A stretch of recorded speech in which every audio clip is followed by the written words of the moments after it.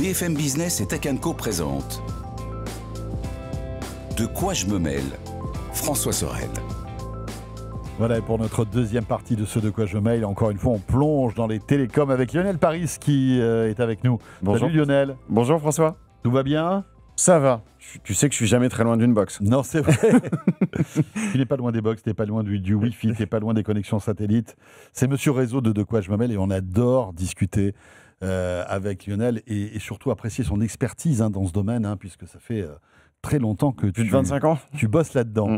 Lionel, tu es venu parce que eh bien, l'actualité télécom ne s'arrête pas, est très dynamique en ce moment, et notamment chez SFR qui a annoncé sa nouvelle box, la 10 Plus. C'est ça. Voilà. Et tu as pu la prendre en main, regarder un peu ses spécifications, et c'est toujours intéressant avec toi d'avoir ton verdict par rapport justement à la Livebox 7 d'Orange que tu avais testée et dont on avait parlé, par rapport à la box de Bouygues, par rapport à la Freebox. Et cerise sur le gâteau, tout à l'heure, tu nous parleras aussi d'une box Orange 5G+, qui a été annoncée. Oui. 5G+. Oui. Ça doit dépoter aussi, mais tu vas me dire ce que t'en penses. Ça dépote pas mal. Donc SFR. Écoute, l'actu est de rentrée et chargée. On a cette nouvelle box, alors qui était attendue. Tu te souviens, on en avait parlé. Elle avait un petit peu leaké à la fin de l'été. Elle était attendue pour la rentrée. Et effectivement, on se demandait, par rapport au modèle qui est existant, il y a une vraie rupture si effectivement SFR allait être en retrait par rapport à ce qui s'est fait les 2 dernières années. On rappelle que Free avait tiré le premier sur le Wi-Fi 7. Et effectivement, il y a un gap. La première chose qu'on peut dire, c'est que le gap générationnel chez SFR, entre l'ancien modèle, que j'ai ramené ici, qui a œuvré pendant quelques années, c'était une des premières box verticales. Et donc, il y a un gap générationnel qui est assez énorme entre l'ancienne box. Ouais, parce qu'elle est imposante, cette box. Enfin, elle était assez grande. Oui, c'est ça. Alors, c'était la première qui mettait ce design vertical, qui était là pour aider, bien évidemment, la diffusion du Wi-Fi. Mais effectivement, je crois que c'est plus de 4 ou 5 ans après, elle peinait à la traîne en termes de Wi-Fi. Quoi, du Wi-Fi 6, là? On est sur du Wi-Fi 6 qui était vraiment pas très performant, c'était assez connu. Et donc là, ils arrivent avec un modèle qui finalement est en rupture avec ce qu'on avait l'habitude de voir chez SFR. On a une nouvelle box qui est extrêmement complète. On a un changement de design, ça c'est la première chose qu'on peut voir. Alors, tu reconnais certaines lignes, sans doute. Je trouve qu'elle ressemble un peu à la Livebox. Oui. Tout à fait. On est d'accord? Cet écran-là. Tout à fait. En façade. On sent un petit peu. Alors, on reste sur du vertical parce que encore une fois, c'est ce qui va aider le Wi-Fi à se diffuser correctement dans la maison. Et donc, d'ailleurs, la couleur que j'amène aujourd'hui sur le plateau, c'est blanc, puisque ce qui a été annoncé aujourd'hui, c'est un modèle noir uniquement qui est dispo depuis une semaine. Le blanc va arriver, sera le seul modèle qui sera conservé au catalogue. Peut-être est-ce pour s'écarter du modèle orange, qui sera disponible à partir du mois de janvier. D'accord. Mais ça veut dire que cette box, tu peux pas, si tu es abonné à SFR, tu peux l'avoir avant janvier ou pas? La blanche, non. Aujourd'hui, c'est uniquement le modèle noir qui est disponible jusqu'à la fin de l'année calendaire. On est sur de la couleur. Ce sont les mêmes cosmétiques. Oui, bien sûr. Voilà. Mais je pense qu'il y avait une volonté de peut-être de s'écarter d'une ressemblance physique. Lionel, qu'est-ce qu'on doit exiger aujourd'hui d'une box de nouvelle génération? Qu'est-ce qui change entre la box SFR, donc c'était la box 8, je crois. Oui, la 8X, celle-ci. Voilà, et la 10. La première chose que je pense les consommateurs doivent regarder aujourd'hui, c'est bien évidemment d'avoir une éligibilité aux 2 systèmes de fibres. Tu le sais, on en avait parlé, tu as la fibre traditionnelle, le GPON qui monte jusqu'à 2 Go, et tu as la nouvelle fibre qui, elle, est capable de faire du 8 gigabits symétrique, donc dans les 2 sens. Toutes ces nouvelles box dont on a parlé, elles sont capables, via la même prise fibre, de se connecter aux 2 typologies de réseau sur ton opérateur. Donc ça, c'est le premier gros différenciateur. Avant, il y avait plusieurs modèles de box. Aujourd'hui, celle-ci, elle est capable de faire les 2. Quel que soit l'endroit où tu habites, techniquement, tu peux l'utiliser. Donc ça, c'est vraiment un des points fondamentaux. Et d'ailleurs, SFR, sur ce point-là, aujourd'hui, ils annoncent 50% de leur parc fibre, donc des prises existantes qui sont connectées, qui sont éligibles à cette technologie, le XGS-PON, qui te permet, si tu veux, d'avoir ton débit fantastique, 8 Go en descendant, 8 Go en montant, qui est le maximum de ce qu'on peut obtenir aujourd'hui. Voilà, on n'a pas mieux en France aujourd'hui. Hein. Non, mais de toute façon, c'est déjà largement suffisant. Et même d'un point de vue entreprise, ce sont des débits stratosphériques. Ouais, c'était Free qui avait tiré le premier avec Tout à fait. La Freebox Delta, qui proposait ça il y a quelques années. Et rappelons-le, Free a un réseau fibre qui utilise encore une autre technologie. Donc, éligible ou pas à regarder où vous êtes, si vous êtes éligible à ce 8 Go. Autrement, on tombe à 2 Go. On tombe à 2 Go. Ce qui est déjà correct. Ce qui est déjà correct. Mais 2 Go en descendant. Le fait aussi. Voilà, la 8 le fait aussi. Alors, cette 8X disparaît, je le rappelle. Elle est remplacée intégralement par la nouvelle, qui est la 10X. Alors d'ailleurs, petite histoire des télécoms, est-ce que tu sais pourquoi SFR n'a pas fait de box 9 ? Parce que ça doit porter malheur, un truc comme ça, non ? Alors, on y est presque. Est-ce que tu te souviens, attention, hein, séquence histoire, est-ce que tu te souviens de Neuf Télécom ? Ah oui. Et ben voilà. Qui d'ailleurs a été racheté par 9CGTEL et qui ensuite a été racheté par SFR. Et ils ont eu des box 9 de 2002 à 2008 qui s'appelaient la 9 box. Et ben voilà. Donc SFR a jugé de faire un gap et de passer directement à la 10 pour pas qu'il y ait de confusion entre les anciennes générations de chez 9 et la nouvelle. Et alors, donc, elle aussi, on va dire, elle intègre le Wi-Fi 7. Bien évidemment, elle intègre le Wi-Fi 7. Ça devient... sur le papier, est l'un des meilleurs Wi-Fi 7 du marché. Elle est très puissante. Et c'est là aussi, moi, où j'ai été étonné, parce que c'est pas ce à quoi nous avait habitué SFR dans les générations précédentes. Là, on a un Wi-Fi 7 qui est tri-bande, hein, donc qui contient bien les 3 bandes Wi-Fi, 2, 4, 5 et 6. Et en termes de spécificité et d'antenne qu'ils ont mis à l'intérieur, on est sur quelque chose de très puissant, puisqu'elle est capable d'envoyer jusqu'à 18 gigabits de puissance Wi-Fi 7. Rappelons-le, elle est donc, aujourd'hui, si tu rankes les box par le Wi-Fi, elle est juste en dessous, la B-Box Ultime, qui, elle, envoie 19, enfin, l'écart est très proche. Juste en dessous, tu auras la Freebox Ultra, qui, elle, est capable d'envoyer un petit peu moins de 10 gigabits. Mais enfin, rappelons-le, elle a plus de 18 mois ou une vingtaine de mois. Donc, et je ne parle même pas d'Orange, puisqu'aujourd'hui, dans leur offre Wi-Fi 7 des box fibres, malheureusement, il n'y a pas cette bande de 6 GHz. Donc, je la mets un petit peu à part. Elle est plus chère ? Enfin, est-ce qu'en SFR, on profite pour augmenter les tarifs ? Écoute, non, on est sur des tarifs très raisonnables, hein, puisqu'on est sur 45 € ou 46 € par mois TTC pour une offre qui te permet d'avoir la fibre au plus haut disponible si ta ligne est éligible, en 8 gigabits, avec une box qui est capable de faire du Wi-Fi 7, en tri-bande. Donc, on est sur quelque chose de très solide en termes de produits et sur la ligne qui va avec.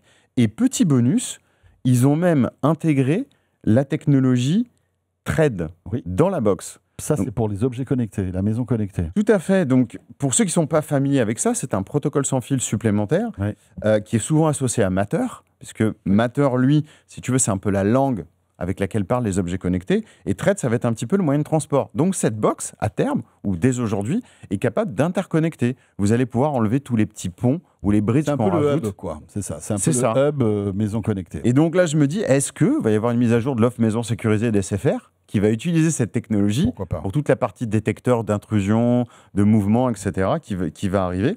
On a une arrivée d'une application qui n'était pas le cas avant chez SFR, parce que par là, on avait vraiment que l'agent web, c'était un peu route. Bien évidemment, on a l'écran, ça c'est extrêmement pratique. On a la plupart des fonctions qui sont accessibles en face avant, ce n'était pas le cas avant.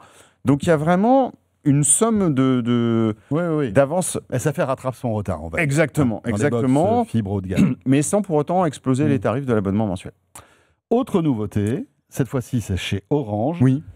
Si vous êtes dans une zone justement où il n'y a pas la fibre, où vous avez un ADSL qui est pas terrible, et il faut aussi se rappeler qu'à terme l'ADSL va s'arrêter. Oui. Et si vous captez la 5G ou la 5G+, eh bien Orange a la solution. Exactement. Donc j'étais un petit peu surpris de cette annonce en fait, parce qu'elle arrive très court.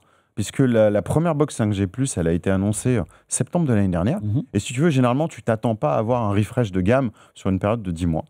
Et effectivement, Orange a été le premier à tirer avec une box 5G+, pour la maison. Je rappelle, c'est ce qui permet, c'est la vraie 5G, celle qui utilise cette fameuse bande de 3,5 GHz. Orange a un excellent réseau. C'est toujours, à date, tu regardes les chiffres, c'est le meilleur en France. Ils ont plus de 13 000 antennes déployées uniquement sur cette bande de fréquence. Donc, arrive derrière SFR qui est pas loin. Ils en ont 10 000. Ensuite, à Bouygues, qui en a 10 000 aussi. Et Free, qui en a un peu moins de 9 000. Donc, aujourd'hui, ils capitalisent sur ce qu'ils avaient fait pour les JO, puisqu'ils avaient développé ce réseau au moyen des JO. Et donc, pour eux, ces box, aujourd'hui, c'est une vraie alternative. Là où ça change, au-delà du lancement de cette box, c'est que la vraie différence, c'est que avant, quand tu étais éligible à la fibre, Orange allait t'orienter sur la fibre. T'appelles, tu demandes une box 5G, ils vont te dire bah non, on va plutôt vous raccorder à la fibre. Oui, parce que ça y est. C'était la solution de secours, la box 5G. On est d'accord. C'est ça. Alors qu'aujourd'hui, ils sont dans une nouvelle dynamique, puisque leur réseau atteint un niveau de maturité qui est différent. Et donc, ils disent voilà, si quelqu'un nous appelle pour nous demander de la 5G+, et qu'il est éligible, ils ont donc un logiciel, et ça c'est très intéressant, qui permet de voir dans ton domicile, pas dans ta rue, mais dans ton domicile, comment s'effectue la propagation des ondes. Si la box va bien capter la 5G. Exactement. Et donc, ils sont en capacité de dire, oui monsieur, on peut vous fournir cette box parce que on arrive à savoir, par rapport où vous êtes positionné, votre logement dans la rue, on arrive à savoir que, effectivement, la propagation et donc cette bande de fréquence, elle passe et vous êtes bien. Et donc, suite à ça, ils disent, bon, bah maintenant, on n'oblige pas les gens, on les encourage. On leur dit, écoutez, l'alternative, c'est la fibre. C'est ce qu'il y a de meilleur. C'est ce qu'il y a de mieux de toute façon. Maintenant, si vraiment vous voulez une box 5G pour des raisons qui vous sont propres, eh bien, écoutez, oui, on vous la met à disposition. Et ça, c'est nouveau. Ouais, ce qui est intéressant, c'est qu'il y a plein de gens qui n'ont pas envie de faire tirer la fibre dans leur maison.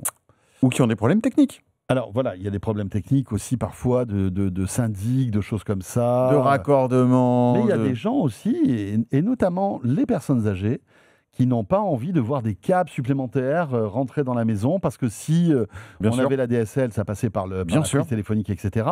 Donc je trouve que c'est plutôt malin de la part d'Orange, parce que je pense qu'il y a quelques pourcentages de gens mais c'est évident. Qui switcheront de la DSL à ça. Et je pense que le game a changé, comme tu l'as dit tout à l'heure, on a une partie de la population, ils savent que le cuivre s'arrête. Donc aujourd'hui, ça devient, avant c'était optionnel, aujourd'hui c'est un choix possible. C'est-à-dire que, OK, on vous met la fibre, ou alors, OK, basculez directement en 5G pour les raisons qui vous incombent. Donc, il y a un vrai changement à ce niveau-là, et donc ils mettent à jour leur nouvelle box. Évidemment, la grosse différence par rapport à la précédente, tu l'as bien deviné, on a une box qui est un petit peu plus puissante en termes de réception, elle a un petit peu plus d'antennes, là c'est le côté 5G, et surtout, elle passe au Wi-Fi 7. Encore une fois. Ah ouais, donc là, ça va dépoter. Pour faire la diffusion de cette 5G dans la maison, on est sur un Wi-Fi 7 dual band. On n'a pas la troisième bande. Est-ce que c'est gênant? Non. Puisque là, on ne parle pas de débit de la fibre. Oui, on n'aura jamais 8 gigabits. Exactement. Là, en Crète, on est à 1 giga 2, 1 giga 3, 1 giga 4, je crois, dans les nouvelles en download. Et on arrive... C'est vraiment le meilleur des cas. Voilà, 1 giga 5, c'est quand tu es très bien. Et en upload, c'est là où c'est un peu le maillon faible de cette technologie-là. On est même en 5G+. Aujourd'hui, ces lignes, contractuellement, t'offrent 250 MB, ce qui est le débit le plus puissant aujourd'hui, qui est disponible, tout opérateur confondu, et même avec les lignes mobiles. Donc, un beau gap générationnel. Attention, ce boîtier est SIM-locké. Il ne fonctionne qu'avec une ligne spécifique Orange, sur lequel tu n'as pas de limite de data. Ok, donc tu peux regarder la télé. Tous les usages sont permis, puisqu'il n'y a pas de limite, et c'est pour ça qu'ils l'ont loqué sur ces lignes-là bien particulières. Et tu retrouves à l'arrière de cette box... ça ressemble à une box traditionnelle. Tu as du Wi-Fi 7, tu retrouves des ports filaires pour connecter des périphériques, si tu veux pouvoir avoir du filaire et le partager. En termes de pricing, on est sur une offre à 43 € par mois, avec des tarifs étudiants. C'est d'ailleurs une cible qu'Orange privilégie, je pense. Sur ce genre de produits. Les chambres d'étudiants n'ont pas forcément envie d'installer la fibre, etc. C'est compliqué. De partager un Wi-Fi avec un voisin, etc. De faire venir un film, tu poses ça, terminé. Au bout d'un an, t'arrêtes, c'est pas grave, tu rends la box. Exactement. Ce sont des offres sans engagement, avec des tarifs jeunes. Et ils affichent très clairement leur partenariat avec Nokia. Sur ces modèles-là, qui est un constructeur européen, qui nous a bien. Souveraineté, télécom est présente, ça fait plaisir. Ça fait plaisir, exactement. Merci Lionel pour tout ça. Merci François, et puis à très vite. À très vite. Vous avez vu, là, l'actualité des télécoms ne s'arrête pas. Merci Lionel Paris, merci à vous de nous suivre, d'écouter, de regarder De quoi je me mêle comme chaque week-end. Dans un instant, si vous êtes avec nous en audio, petit module bonus, on va continuer à parler télécom avec Gonzague et Pierre. Et puis pour tous les autres, on se retrouvera bien sûr le week-end prochain. À très vite et merci d'être là. De quoi je me mêle sur BFM Business et Tech & Co.